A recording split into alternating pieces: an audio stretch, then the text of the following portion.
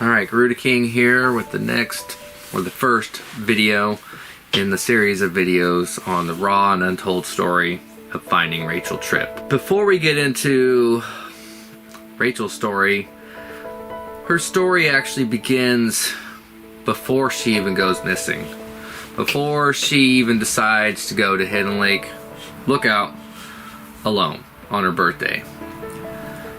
In October of 2018, a really good friend of mine, Cody Turpco, was in a serious car accident and ended up crushing his brainstem and being put on life support in Everett, Washington. Kevin, Clay, and myself, before this happened, was planning on going up to Vesper Peak and droning Lake Elan with an underwater drone in our continued search for Sam Sayers. Cody ended up going to the hospital. Me and Clay went down there to visit him, say, some good words in hopes that when we come back off the mountain, we'd have some good news. So me, Kevin, and Clay, we left, went to the mountain to do what we were up there to do, which was the 15th. We went up there, spent a few days. On the 17th, I knew.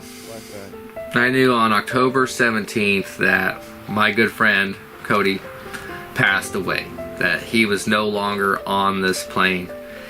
He went somewhere else. He would call it Valhalla, is where he hoped to go. When we came down, I think it was the 18th or the 9th, it was the 19th, I had a voicemail from Cody's parents, his dad, saying, yeah, okay, Cody passed away. Probably one of my best friends who's ever passed away in my life. So it was a pretty good impact, and he was a really good dude. The world is less without him in it. Had a great smile, just bring life to the room.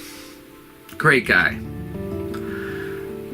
Well, so Cody's birthday is October 17th of 1984.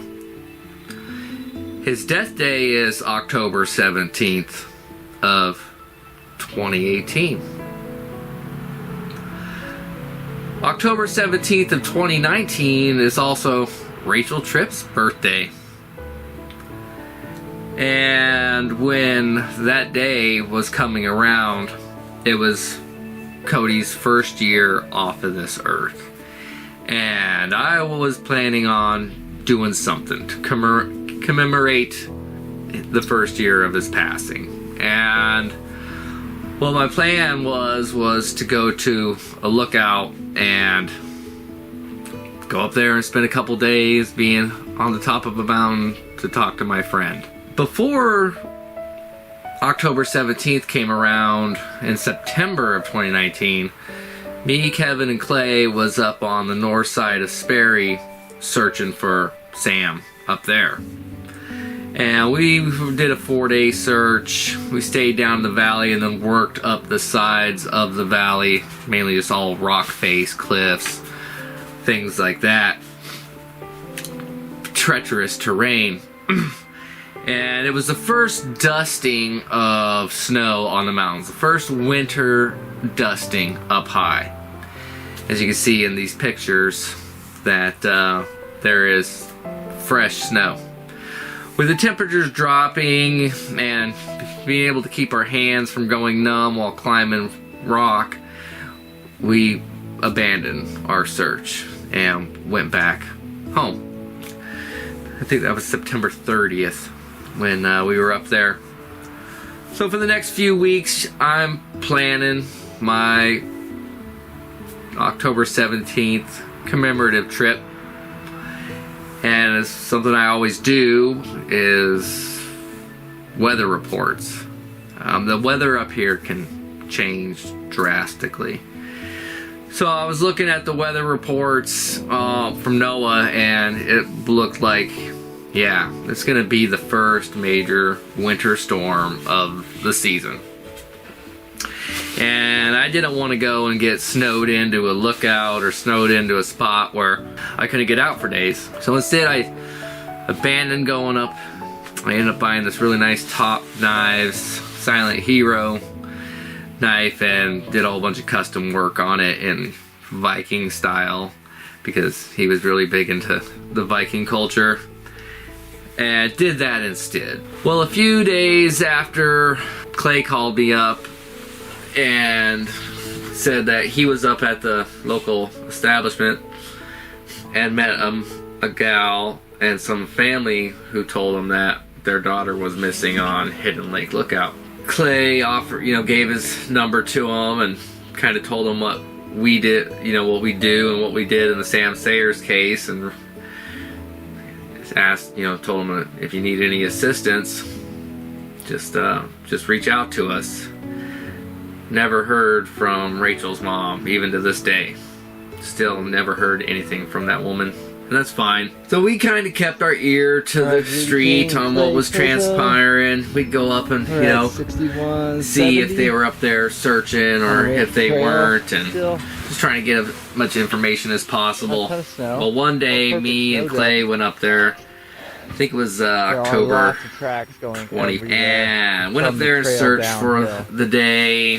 Came back down, and when we came back down, we ran into Jamie Lakoduk, Rachel's ex-husband. He told us that he was up there putting flyers. He's like, yeah, my wife's missing. I'm up here putting flyers. And we were like, yeah, well, we were up here searching for, Rachel. And he gave us a flyer, wrote his contact information on the back. So I kept going up, me and Clay, when search and rescue wasn't up there. I think they ended their actual ground searches on the 28th of October, 10 days after she went missing.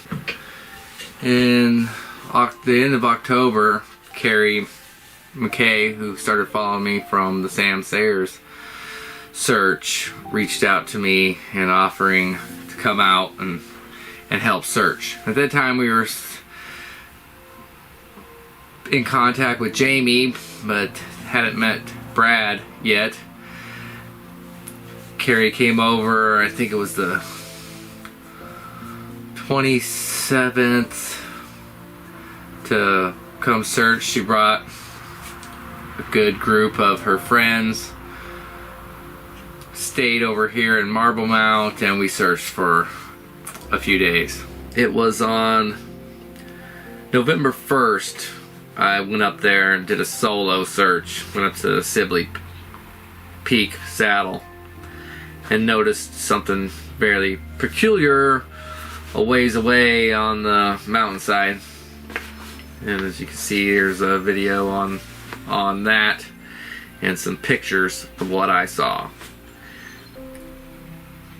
Believing what I thought I saw, I ended immediately going down the next morning to the Marble Mountain Ranger Station and showing this picture to search and rescue.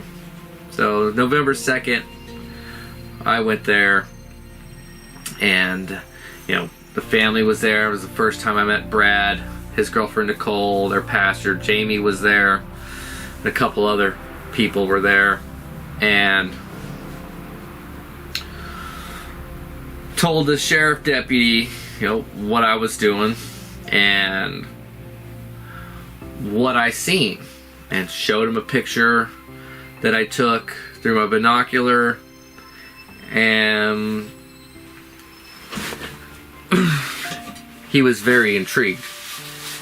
So he asked me to send the picture, text him the picture to his phone, kind of a approximate location of where this object was, and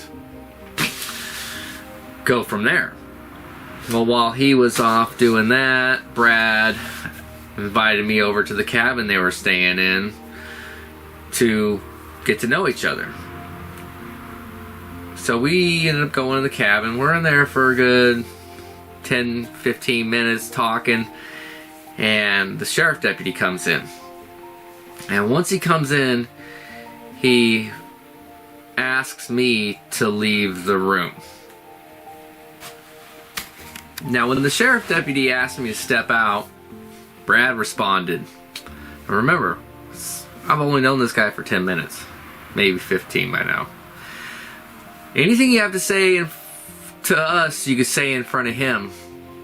He's been up there on his own accord searching for my child. I think he has the right to hear what you have to say. And the sheriff deputy retorted, no, there's some things I got to tell you that he can't be here for. He's got to step out. Brad Dad reiterated again. If you got anything to say, you can say it in front of him. Period. And Deputy and Brad was kind of getting a little heated, and especially Brad, on why this guy couldn't say something in front of me. My first thought was that maybe they had a team up there last night or this morning and they found her deceased, and he don't want to break that news to the family in front of a stranger. That was the first thought that went in my mind. So I stepped up and I volunteered to step out. I said, Brad, it's okay. There's something he's got to tell you, and he don't want me here because he's not comfortable with my presence. Then I'm going to step out, and it's all right. So I stepped outside, went out to my truck. Once I got out to my truck, I just knew. My intuition was just on. That guy was in there disparaging me to the lowest levels of disparagement. I knew it. Probably 3 or 4 minutes passed by, and here comes Brad storming out of the cabin, just angry looking. And the first thing he says is, you know what that guy's in there saying? I responded, he's probably saying lots of horrible, untruthful, bad things about me. And he's like, oh man, you wouldn't believe the things he's in there saying about you. I just couldn't stand in there and listen to that shit. So we're talking about what this cop was saying. You know, Brad was kind of confronting me a little bit because of what this cop just told him. And when we were discussing things, the deputy was coming out, and I voiced my opinion on the situation to where he could hear my position. And what I said was, a man, if a man was trying to extort a family in their grieving time, their loved one is missing, out of money, I would totally go to face and call him out to his face. Because if it's true, the look in his eyes and his response is gonna prove it.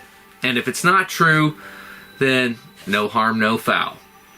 And that what he did was a cowardly act. He should have confronted me to my face, given me the chance to defend myself. And that moment really sparked my driving force behind finding Rachel, and Brad's driving force into just not having anything to do with search and rescue anymore. That day marked the beginning of a very long friendship that me and him have struck. When a stranger puts their faith and their trust in a stranger, says so much to me. It's like the old adage, he who trusts in a friend can be trusted in. And even though we weren't great friends, we were friends from the moment we met each other. But him casting aside search and rescue, government bureaucracy, government organizations to trust a convicted felon, search profiteer, as some would call me, and he threw it all behind me. And that was my determination to find Ray. When I realized that day, November 2nd, I swore to myself that I'm gonna find this dude's daughter. no matter how much it takes out of me, I will find her. And I won't stop until I do. Brad gave me that determination, gave me that driving force to do it. Not only my compassion and things keep me going in these searches, like Sam Sayers, we still go out there and search for her, but that really struck home with me, and I devoted a lot, constantly, being up there when he can't be up there. The first couple days, I think we took Brad out searching his first time on November 7th. During that time, we were getting to know each other, going down to the local restaurant, eating food, coming over, visiting my family, and getting to know them on. And what's transpired that I didn't know about. And one of the biggest things, one of the biggest complaints him and his family had was that they weren't able to go out and search. And it was killing them to be told that they can't. That it's too dangerous. That the terrain is too dangerous, and it'll turn one search and rescue mission or search and recovery mission into another one. I mean, and this is nothing. It really ate at like Brad. Catwalk. Because, as you'll find out, Brad calls Ray his twin. They were one spirit split into two bodies. More treacherous terrain than this. Pretty much. This is just gravy. So it really devastated that he couldn't be out there looking for his child. And he asked me if I would take him. And I said, yeah. If you want to go out there with us while we search, you're more than welcome to come. We will take care of you, set you up, the whole 9 yards. And so our first search was November 7th. Went up there, me, Brad, and Clay. Searched just for a day that first time. And he did great. And after that, we continued searching. Thanks for watching my videos. If you enjoyed it, please hit that like button. If you want to see the rest of the videos in this series, hit subscribe and click that bell for notifications. Really appreciate all your support in this series of videos, and hopefully I do a very good job at explaining what transpired. Thanks again.